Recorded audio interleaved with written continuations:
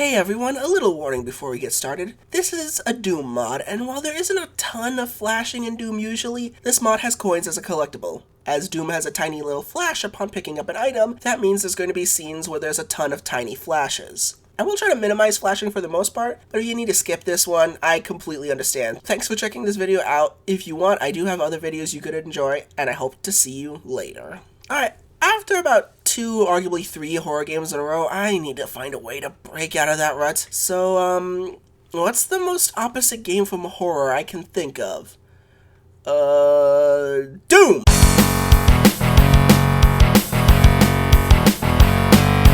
Well, Doom still has a few horror elements, so what else is the opposite? Mario?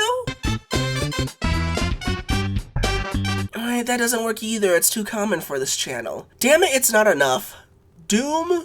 Mario? Hey, wait a minute. What if that's exactly what I need? Enter Andrea Gori, I hope I didn't butcher that, henceforth known by his handle Batandy, who's answered this particular question for us with a Doom Total Conversion mod, the Golden Souls, which is to answer the question, what if Doom but with platforming and bright colors, which is like in theory asking what if pizza but with jelly. Well, thankfully in this case, theory is not practice, as the Golden Souls was a pretty huge success back when released in 2013, which fuck, I played this when it was new. It's almost a decade ago. Jesus, time has flown. Not only did Batandy make one hell of a good first impression, but he also went on to create a slew of other high quality mods, including a sequel to this one and a third game in the series that's currently ongoing.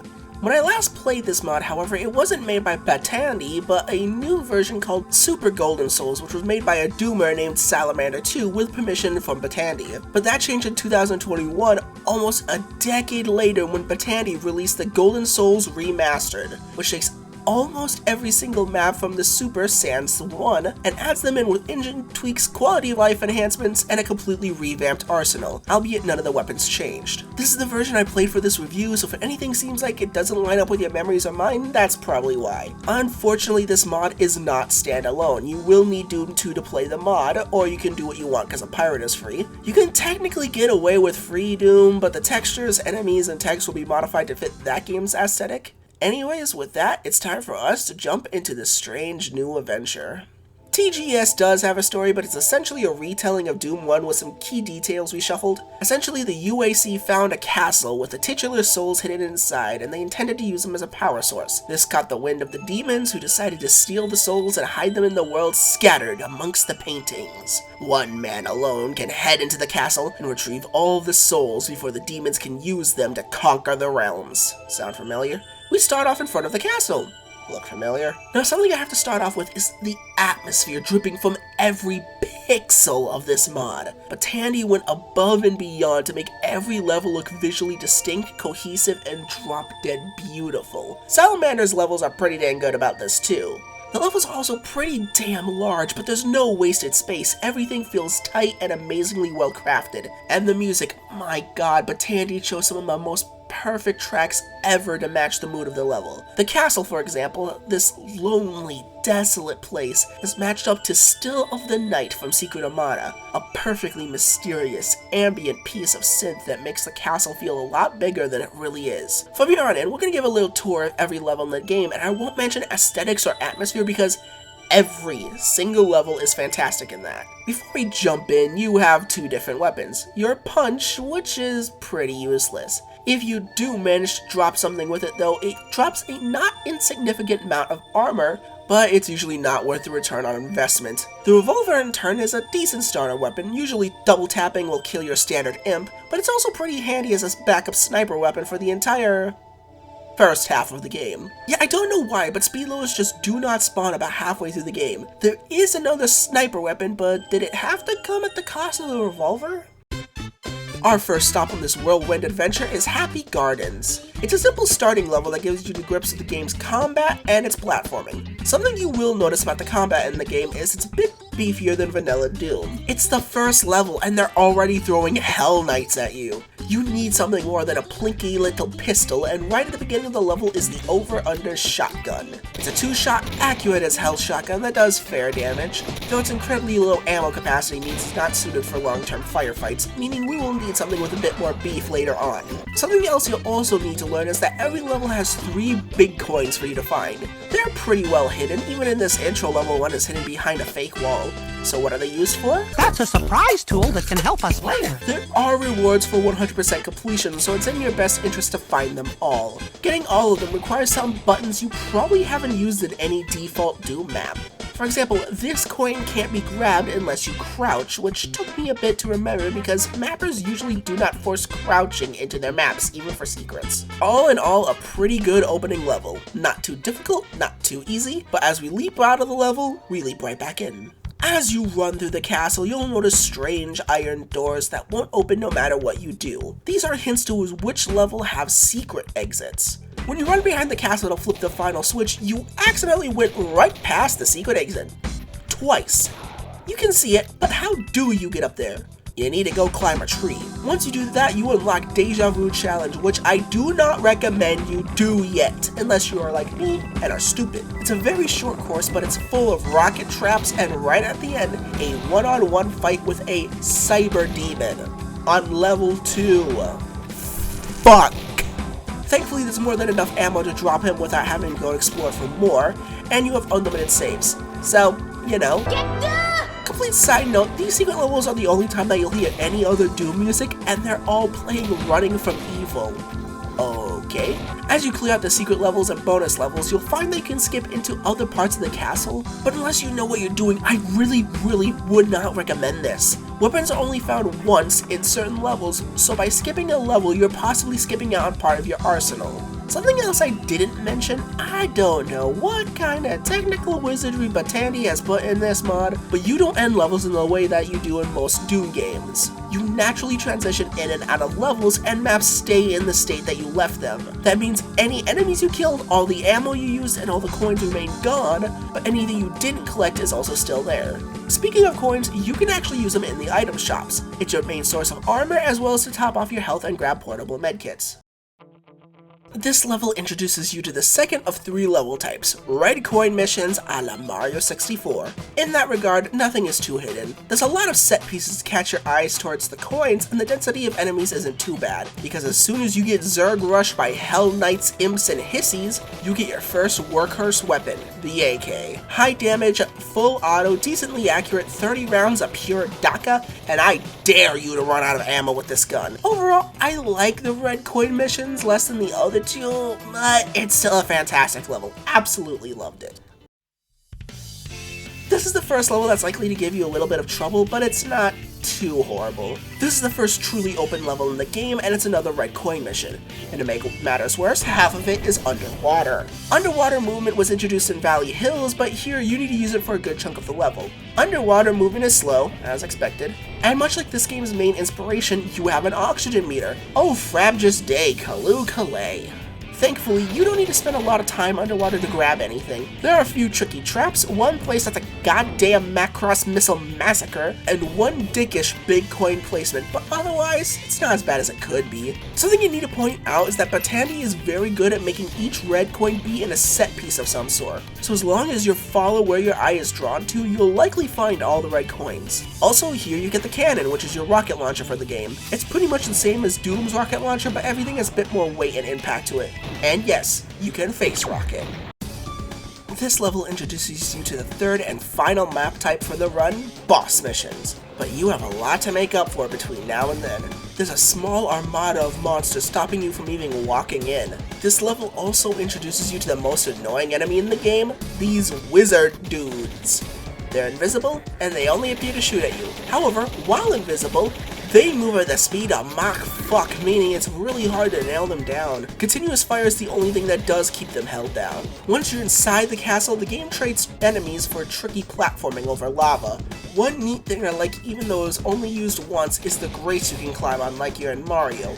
Unlike Mario, the lava isn't an instant kill, only gradual damage. I don't remember if this is indeed how the original mod worked. He swore it was instant death before. Once you get back outside the castle, you're back into some more thick combat and some fatal platforming. I never mentioned this in Valley Hills, but some of the levels in the game have bottomless pits that outright kill you. Which, I mean, yeah, that makes sense, but keep in mind you only have one life in this mod, so it can easily kick you back to the beginning of the level if you don't keep saving. Finally, we arrive at the boss, a Giga Kako. He's not too difficult with easy to dodge attacks, he's pretty slow, as hitbox is massive. With that, part 1 of 3 is out. This is the first level in the mod I'm not fond of. While the atmosphere is on point as ever, the mod combines low visibility with a Midwest truck stop bathroom color palette for an entirely unpleasant looking experience. This is the first mission that also introduces some redundancy in the roster, with the stake gun, which functions mostly like the nail gun from Quake. The problem comes in that there's already an automatic weapon in the form of the AK, and you think with it taking the plasma gun spot, it would hit harder and ammo would be rarer, and I mean, kinda? I think things die in like 1 or 2 less shots, and ammo is as common as AK mag, so in truth its only advantage is that it doesn't need to reload. So it's my preferred weapon to keep long continuous fire, but aside from that, it just feels like an alternative AK. The rest of the level doesn't get much better, and Batandy, what the fuck were you smoking when you decide to have a big coin hidden under instant damage quicksand and having to jump into a plain looking wall to find another? What an awful level. Not even a serious Sam reference makes this level any better. Get out of here! Ooh, this level. This level is the first level that it didn't introduce a new weapon or a mission type, so it decided gimmick was the way to go. Like the desert, it's dark, and there's specifically horror enemies making up this level. Namely, the annoying fucking Lost Soul counterpart. These insidious shitflingers act like boos in the Mario franchise, which freeze when you look at them, and they attack when you look away. So how do you kill them? You get the entirety of their life to whip around and cap them. However, we don't have the firepower for this. Our shotgun's double blast is just enough to exercise 1, and there's about a million here. Thankfully, the rest of the level is a few puzzles, including 2 really cool decorate tricks out of a teleport maze and this mirror puzzle. But overall, I don't really like this level very much, and be ready because it comes back with vengeance and Sully. The big coins here are more insidiously hidden, with 1 coin being out in the open, 1 requiring a very precise button press. Yes, this is harder than it looks even though it's a big piano, and a speed one to nab the final one that will rat you through the whole house. Why? Part 2 of this castle started off low. Thankfully, it ends high. I know I wasn't going to mention the atmosphere, but come on! We are in Starry Night, one of the best paintings ever. And yes, Batandy, using the Comet Observatory theme here does earn you bonus points, you son of a. Aside from your ears and eyes gorging on the visuals and audio, this is the level that nets you the Rainbow Gun. It's a full-on railgun, and it insta-kills most mobs in the game. Ammo is very rare, but nothing can hide from your sight when you use it. With all of that out of the way, the level's pretty simple, but it's starting to ratchet up the challenge. There's a secret level here, but unlike last time, I have no idea what opens it. It was closed one moment, open the next, so let's quick grab it. So, what's this level about? That's it. Lots of coins, you drop 3 times, which is a really nice effect to extend the fall. Biff it, and all you gotta do is the drop again. With the other 2 secret levels being brutal, this is a really nice, relaxing change of pace. I'm not even sure you can die in this level until you face Rocket's death. Now, back into the meat grinder. Ooh, fuck yeah, this is the Castlevania level. Batandy nails it too. Again, the atmosphere is on point, and this actually made me check out the Castlevania Chronicles soundtrack to get the OST. Man, it would be awesome if Batandy could make a pure Castlevania mod, wouldn't it? He nailed the aesthetic for sure. I'm sure he nailed the gameplay, right? Right? The Return of the Revenant is here, along with the final weapon in the game, the automatic shotgun. 8 shots of pure buckshot thrown right in front of you. Each shot does less individually than the other shotgun, and it takes the entirety of the Godfather trilogy to reload. I can't argue with the results. Also, this is in tie with 1 more level for most bullshit big coin placement. You can see a garden or a strange square somewhere over out of the first turn of the level. but you can't reach it anywhere from within the level. So how do you get that Bitcoin? You shoot the goddamn eye, which will teleport you. What? How are you even supposed to figure that out? The other eyes in the game don't work like that. Either way, the second boss is in this level, and it's motherfucking Cheong. The first boss from Blood is run amok in this game, and he's even worse in this game because he will not sit still long enough to take enough damage to freaking die. Also, he's fast as shit and will probably corner you. I would argue he's even more dangerous here than he is in Blood. I'm mainly stuck to the rainbow and spike guns and the auto shotty, but finally, he went down. Before we head up, by this point we have enough big coins to buy our way into the bonus levels, legally distinct from the secret levels. The problem with the first Grassland is there's not much to talk about. It's a linear shootout level that's a little heavy on the cacos. This is the only bonus level in the first version of the mod, and yeah, it was disappointing then, but it is no longer, so it's a perfect pH neutral. When you reach the next stage, you'll find you're able to access any level you want. You can even walk to the final level if you want, but the game pulls an endless staircase out of its ass. And also, there's a new shop which adds a backpack, so double ammo capacity, as well as the ability to top off your ammo. So first, I went to Canyon Creek.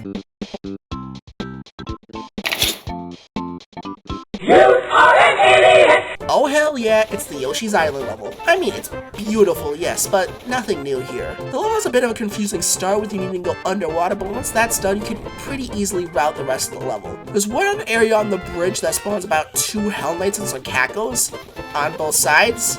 Yeah, that's a blood-pumping challenge. Also, the level has a waterfall section with a lot of revenants and no covers, so make like Iron Maiden and be quick or be dead. Now let's stop paddling down this creek and start my favorite level in the game. Oh my dear god, I love Dark Side of the Moon. The game turns the gravity down, turns up an orchestrated version of the DuckTales theme, and lets you take off into the unfriendly skies. Yeah, even with the low gravity, this level will kick your ass 6 ways to Sunday. Aside from all the projectiles that fly everywhere, there's several areas full of these mines. They're almost always an instant kill, and they're everywhere.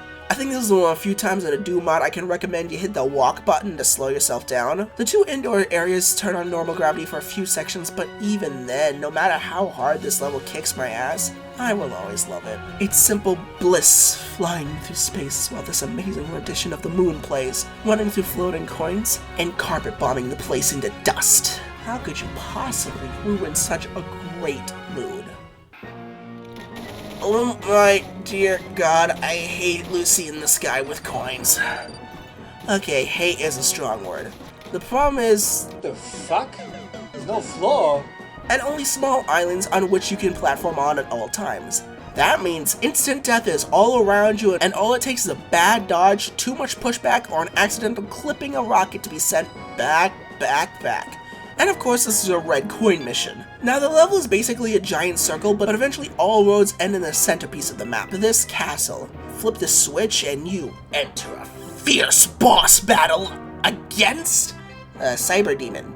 This would be worrying if this was vanilla Doom. Now we can kick his ass all the way to hell and back. But it's a neat way to get a red coin. This is also the level I maxed the coin counter, and what happens when you do? Each coin thereon corresponds with 1 HP, so coins are still useful even after you max out. This is also the level with the most bullshit big coin placement in the game. There's been a few false walls in this game, that's fair. How about a false wall on one part of an island that could be any of these islands that you have no way of knowing is the correct one until you use the fucking Automap? That's the stuff. A simple, non-confusing, non-infuriating level with soothing music, a lovely aesthetic, fun secrets. Perfect. It also may be perfect because I think I broke the death pits. I didn't die when I fell in either one. There's not much to talk about. Just a gentle lifter after all the brutal bullshit the last few levels threw at you. A calm before the hurricane. Now to get to that hurricane, again, I don't know what I did. It was gone one moment, it was there the next. Jesus fucking Jesus on a goddamn bicycle. This is the hardest level in the game. Precise jumps over rockets, precise jumps under rockets, close quarters fights with Hell Knights, and actual parkour in the Doom engine. The worst part is right at the end. It's a mine maze that requires precise pixel movement not to run into the mines or fall right off the edge. The level took me 5 minutes alone. The rest of that level took me the same 5 minutes. Jesus Christmas. Alright. All that's left of the main game is the final level. Refill all your ammo and we ascend the staircase. Sipario. The endgame. Heaven or hell, let's rock! We start with the door to the boss actually locked and 4 paintings on each corner. These paintings lead to grayscale versions of some of the previous levels, just filled with ammo and a ton of enemies. This really ends up reminding me of Ganon's Tower from Wind Waker with the grayscale version of enemy rooms. Here, you practically replay the entirety of Happy Gardens all over again. Complete all of these and you're able to run a very small gauntlet that honestly could have been a bit harder. But that's not neither here nor there as we reach the end. Here you can actually jet out and refill back home if you need, but enter the arena and come face to face with the Spider Mastermind. I know what you're thinking. Lame. Well, keep in mind what made her so lame was her 3000 HP in the original game. Now remember you don't have a BFG, and that bosses in this game have way more than 300 HP, and what was once a laughingstock of a final boss becomes a serious damage sponge threat. The fact that she's pretty quick on the draw means she becomes a real challenge, which is great. I never thought I'd be afraid of the Spider Mastermind.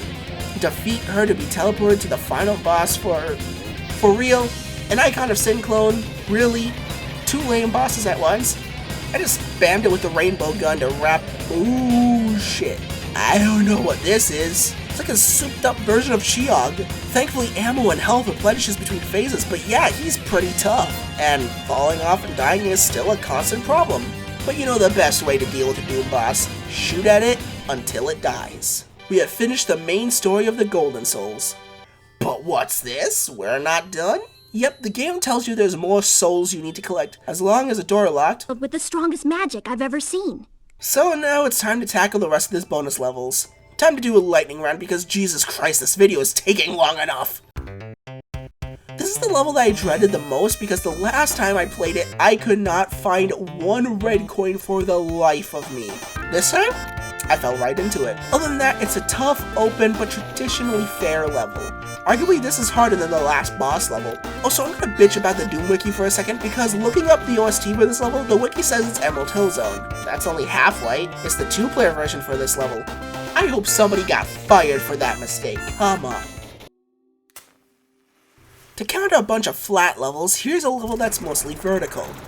Aside from the amazing ambiance and having to go out of your way to find a few switches to raise platforms, it's a good level. Hard as balls though, and caps with another boss who's a beefier, harder version of the wizards you've fought so far. Yeah, so he's styling, aggressive, fast, packing heat. Do what comes naturally and knock him down. Okay, this level's pretty fucking sweet. This level feels like all the cool tricks Batandy and Salamander wanted to do, but couldn't fit into any other level. You have cool teleport mazes, obstacle courses, and this cool room where time is frozen as you enter it, but it's chock full of enemies, so you need to plan your assault ahead of time, grab the coin, and execute it before all hell breaks loose. You ever play that Madness premeditation game? Kinda like that. No bullshit here, and every path leads to a red coin. Hell yeah. It's like Lucy in the Sky with coins, but it's good. It's a fleet of flying ships much in the same way of the airship levels of Mario 3 surrounded in a circle, and they turn down the gravity. Not as much as Dark Side, but it's a nice treat. Also, the insides are tight and perfect for close quarters fighting. This level also ends with a boss, a Super Revenant, and jeez guys, this boss is a glass cannon but also a lightning bruiser. So he has the lowest health, but he moves at the speed of Thomas the Dank Engine and hits like he just ran you over too. Plus he has the only hit scan attack in the entire game, without a lot of cover. Well, you know what? I have a rainbow gun. Go to hell. Also, you are an idiot! Finally, with all the Golden Souls, we can enter that secret room and we have 2 final levels. These were the original bonus levels aside from Grasslands in the original mod. One of them is my favorite, and the other one is my least favorite. Let's separate the weak from the chaff first. I keep wanting to call this level Super Ghost House, which is exactly what it is. It's a bigger, harder, more annoying version of Ghost House. Imagine, if you will, dear viewer, having to follow nearly invisible paths. Now, with that, also imagining more of those annoying bull souls over instant kill pits. Now, also imagining having level-wide puzzles with some truly tricky platforming. Chiog returning for several rounds of surprise anal probing and an invisible pathway you must follow or the level can't be beaten. This is the only level I'd say is outright bad, with the secrets for some puzzles are really neat, others are downright annoying to toenail-rippingly difficult. And as a final insult, the Golden Souls spawn location is about 3 feet to the left of where you started. So fuck this level and I hope it goes back to space. And finally, Rainbow Citadel. Mario Galaxy music? Check. Amazing skybox? Check. Tough difficulty? Yep. This is a decent final level. There's just one problem. It's tough, but not brutal. It's too easy. For the final challenge of the game, there's nothing here you haven't seen, and once you climb this tower and get shot over the level, it's only 3 of these plants and that's it. You 99% Golden Souls. I think this level falls victim to a remaster that adds content. All of the bonus levels past Grasslands were added in Super, and in my opinion, they're all harder than this. While I think Super Ghost House should have been slotted out for Astral Temple, Rainbow Citadel is a bit of a rainbow road for this game. It really couldn't have been anywhere else. Finally, you can hit the last switch and unlock Thank You. A quick, short level with a Lost Levels reference, buckets of coins you no longer need, and finally, the last Golden Soul.